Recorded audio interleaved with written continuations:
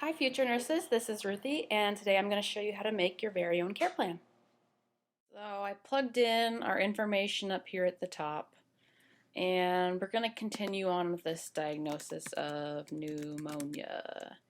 And okay, what's a definition? So let's say pneumonia is an excess of, of fluid in the lungs resulting from an inflammatory process.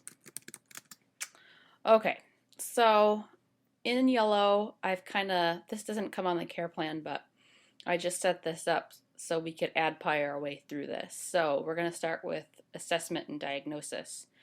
And when in practice, we're going to assess before we make the diagnosis, but on our care plan, the diagnosis is going to come first. So continuing on with our pneumonia diagnosis from the last show, we're going to say impaired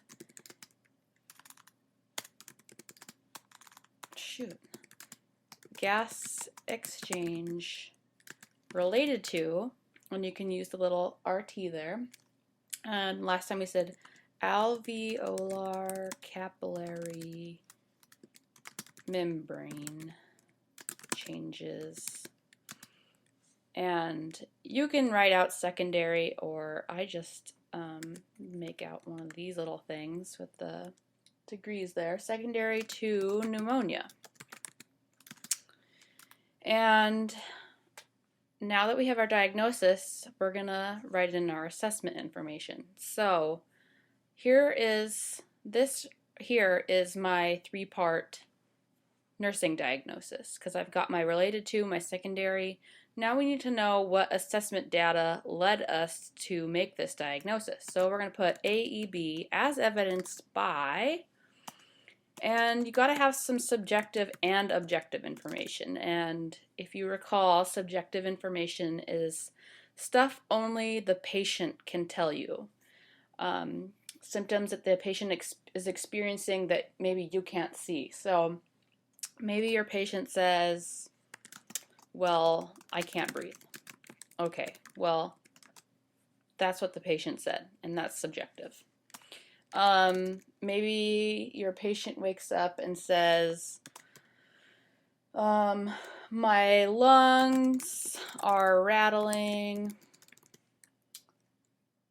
and I'm coughing up a lot of phlegm. Okay, fair enough. Now we've assessed our patient, and we're going to write in the objective information that we've seen. So the objective information is stuff the nurse is going to observe firsthand. So I'm looking at my patient, I'm doing my head to toe assessment, and my patient has cyanosis. So her lips are blue, and maybe her face is kind of pale, turning colors. I saw that, so I'm going to say that. When I was taking her vital signs, I noticed that her respiration rate was fast. So, her respiration rate varied from time to time, but it was greater than 30, which is quite a lot. So she's having to breathe really hard. Also, her oxygen saturation is low. And again, this can fluctuate, but when I saw this patient, I noticed that it was kind of staying below 90%. I also noticed when I looked at her chart that she had abnormal ABGs, and hopefully you guys have heard about these ABGs. They're arterial blood gases, and they're a lab that you'll be becoming familiar with if you haven't already. But let's make this a little more specific. Let's say her ABG, her CO2 was 50, and maybe her pH was acidic, so let's say 7.30. Just to roll with me here. Maybe she's sweating. She doesn't have very good oxygen perfusion, and she's getting tired of working so hard to breathe, and she's getting all diaphoretic on us. And sometimes when people aren't getting enough oxygen, they have a decreased mentation. So we notice that about our patient too. So there's some things that I saw and the patient told me that led me to believe that she really does have impaired gas exchange. Okay, so now that we have our assessment done and we've made our diagnosis off our assessment, we want to set some goals for our patient, because we're not just going to make a diagnosis and call it a day. We want to help this patient get better. So we need to make some goals so that we can achieve those and get this patient on her way. So we want to make some short-term goals and we want to make some long-term goals. So let's start off by our short-term goals, and we'll just label them as such. So first of all, the most important thing is that I want this patient to maintain an oxygen saturation, maybe let's say above 95% throughout my care with her today, or throughout my shift. So, and now all of these goals and these outcomes, they need to be specific and they need to be measurable. So I can look at my O2 sats throughout the day, or on the telemonitor, or wherever I have this patient, I'm looking at them, and I can measure that by saying, well, is this greater than or less than 95%? So it's specific and it's measurable. So, okay, well, that's great. I got this patient that I want to keep above 95%, so how am I going to do that? Well, that's when we're going to put in our interventions. So what I do is I just kind of number these 1, and here's my intervention for number 1. So student nurse will administer oxygen as prescribed, because we all know that oxygen needs to be prescribed by the physician or the provider. So student nurse will administer oxygen as prescribed by the provider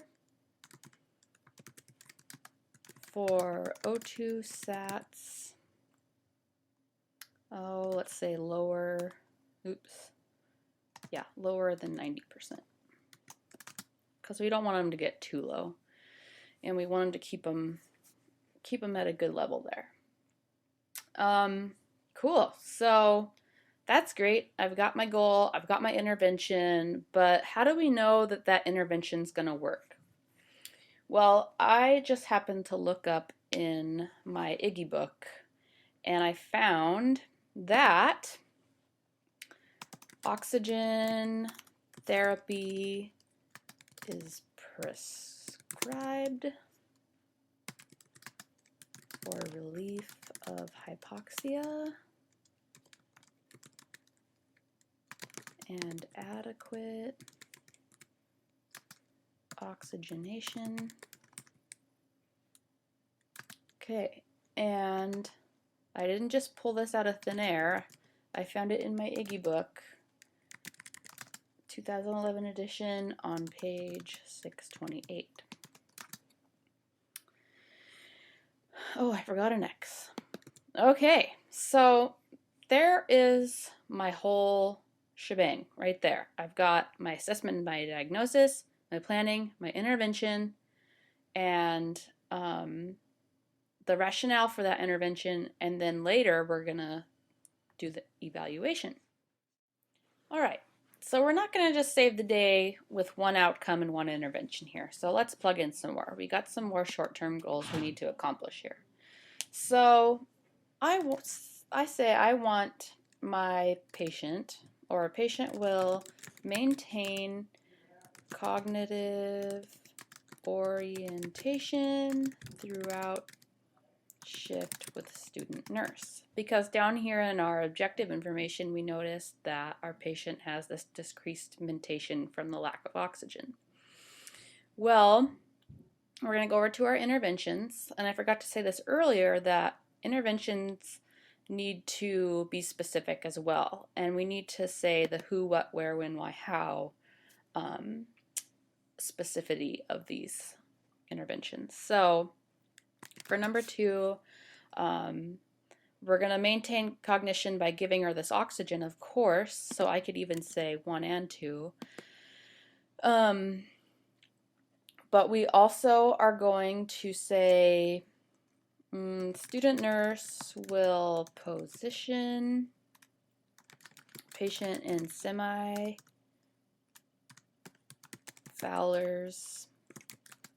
while awake.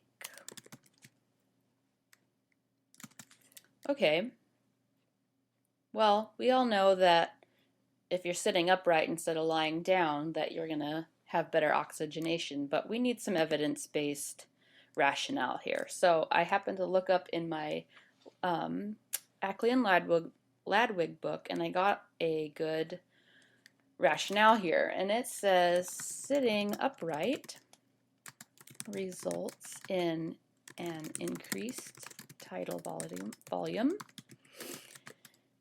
and proper ventilation,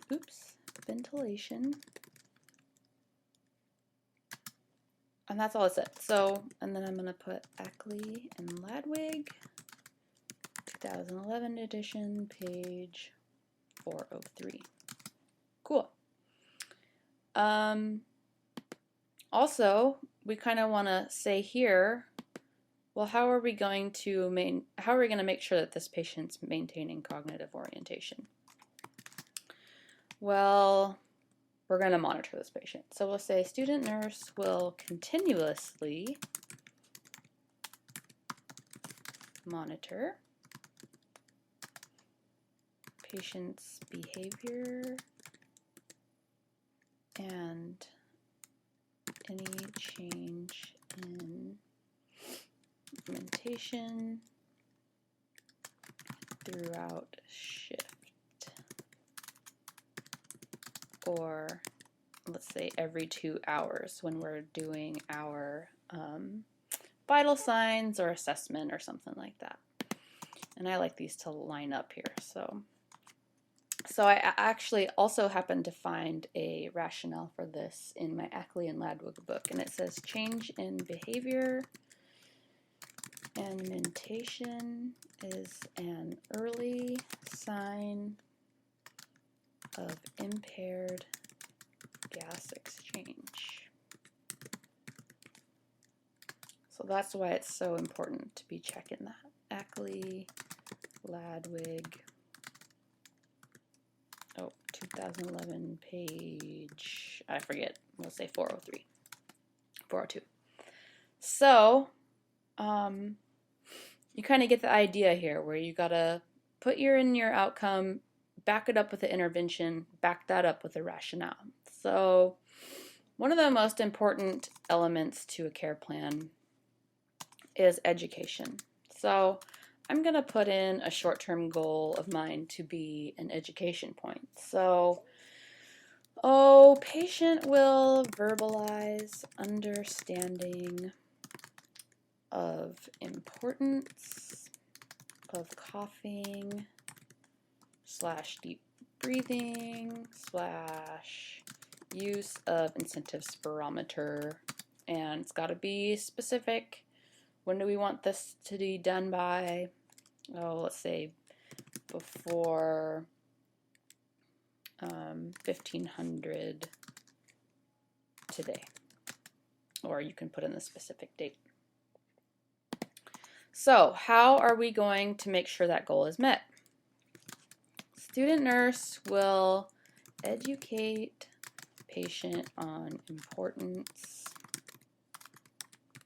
of coughing, deep breathing, use of IS before 1400, because we got our 1500 goal over here. We'll give it some time to sink in.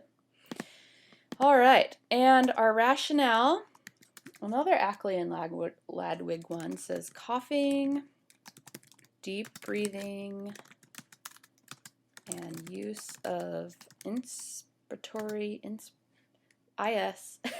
spirometer clears lungs and prevents or reverses atelectasis. That's a hard word to spell.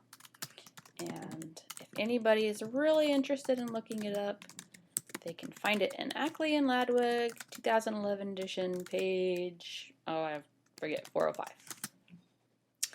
So there is our short-term goals there.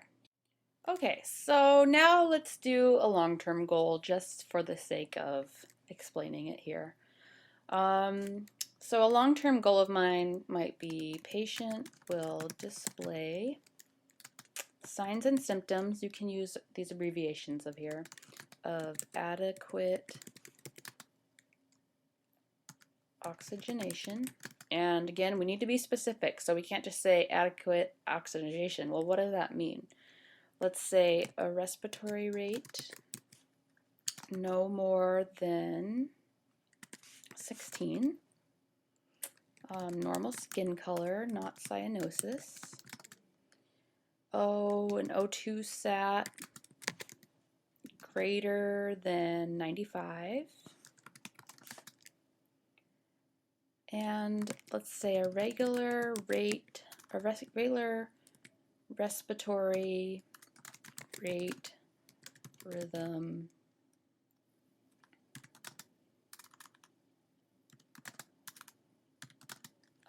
depth. And we got to put in our long-term time frames. So let's say patient will display these every day until discharge. And then you're going to write in the same thing here for your intervention, and then make sure that you give a rationale over here. Okay, so the fun part about making a care plan is taking everything that you've put in here and evaluating it and asking, were these outcomes met? Were the interventions that I provided for the goals, were they effective? And that's where these come in over here. So our first goal was that the patient would maintain this oxygen saturation and that we would give this oxygen therapy to make sure that this outcome was met. So it's the end of my shift, and indeed my patient did keep a good O2 sat above 95%.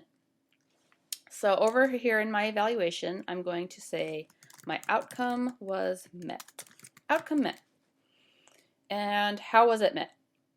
Well, student nurse gave the oxygen for O2 sats that were lower than 90%. And patient maintained O2 greater, we don't need that, greater than 95%. Great, our outcome was met. What about our next one? Did our patient maintain cognitive orientation throughout shift? Why, yes, she did. Outcome met. Patient maintained cognitive orientation throughout shift.